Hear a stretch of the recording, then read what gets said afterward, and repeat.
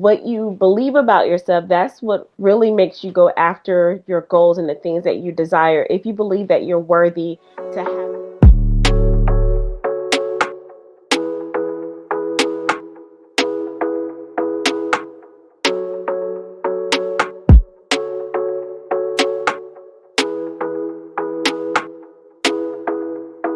Hey there, everyone. Dr. Vernita Glenn White here. I go by Dr. V, and welcome back to this self-expansion, personal growth plan series and breaking down all of the different components.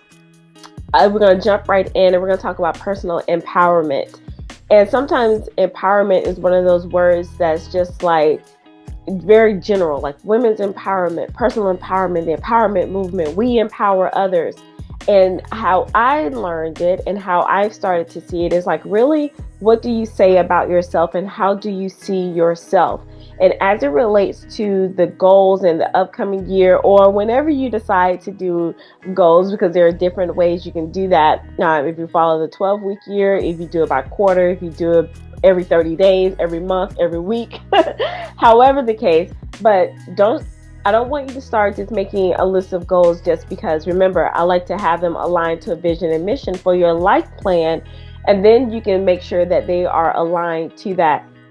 I don't think your mission and vision like always changes. I think sometimes people have them like forever, like companies, or you can have them for a season, but it's okay if your goals and things change. If you realize, you know what, I either don't want that anymore, it's not aligning to go into this direction, or I see myself becoming a different person. So now I need to have a different goal to make sure that I am sticking to that North Star.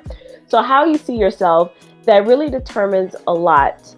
Because what you believe about yourself, that's what really makes you go after your goals and the things that you desire. If you believe that you're worthy to have it, do you see yourself as a person who can, be in the physical shape that you want to be in the relationship that you want to have, grow the business how you want to grow it, have that position or title that you want to have, or the dream car, the house, whatever the case may be? Do you believe that you're worthy to have it? And do you see yourself as the person inside of, with that result? One way I like to think about it as what do you like about yourself? What do you love about yourself? And what do you admire about yourself? And if you can answer those questions, then you're on the right path. And then you should start like looking at your goals, like, okay, I love all of this about myself. This is how I see myself, and that I am definitely worthy to have that goal. And you'll be surprised that you'll start setting yourself up. Things will start falling into place. You'll start getting those habits and the self-discipline and the focus you need to have to get that result.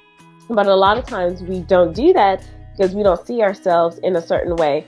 I wrote this book, I'm Embracing Grit for Greatness, Becoming Professionally Powerful Through Personal Empowerment. Even before I even thought about, doing this video series, I wrote that back in 2020.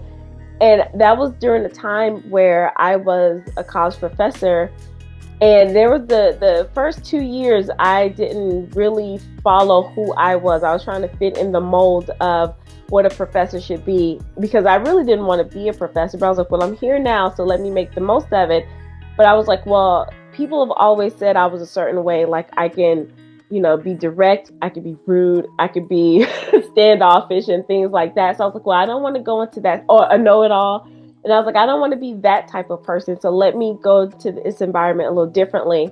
But then as I started sitting with myself and I did, some work on myself, a lot of self-awareness and reflecting, I was like, what? I love the person that I am. Were there some things that I could adjust about myself? Absolutely. But who I was at the core, I'm always going to be direct when I say something. I'm not standoffish. I'm just protective of my energy, right? It's just certain things that I've learned to say about how I love myself and how I start to see myself. And then I was like, I see myself more as just this particular college professor. At the time, I was like, I'm on this path to, be this major thought leader, right? So I had to start showing up that way. And when I did that, when I started owning my own voice and standing in my confidence and being certain in my skill set of what I did, I empowered myself. So regardless of what they said at the institution and regardless of what was going on, I was in control of me. I'm looking at the puppy. I'm in control of me. And I started to make better decisions as a professor. I started expanding just beyond teaching classes. I started creating my own courses. I started putting together a study abroad program. I started getting opportunities to apply for $1 million grants and things like that, because how I saw myself, I saw bigger for myself, and I believed in myself to reach a certain level regardless of what those people were saying about me. So that's one example of personal empowerment. How you see yourself. What do you say about yourself? And it is a mind game. It is a mind game. And once you do that, then the goals that you're accomplishing or writing down to accomplish will start making better sense, and you will have more focus, and you will go after them, I think, with more tenacity, or you'll persevere more, and you'll be more determined, because it's like, that's the person who deserves that goal, so I'm worthy of it, I'm going to go after it. So let me know what you think about that little spin on personal empowerment as it relates to goals. I would love to hear your thoughts. Comment down below, and be sure to like, comment, and subscribe, and I look forward to seeing you on the other side. In the meantime, remember to be well, be empowered, be bold, and be brilliant. Until next time, bye.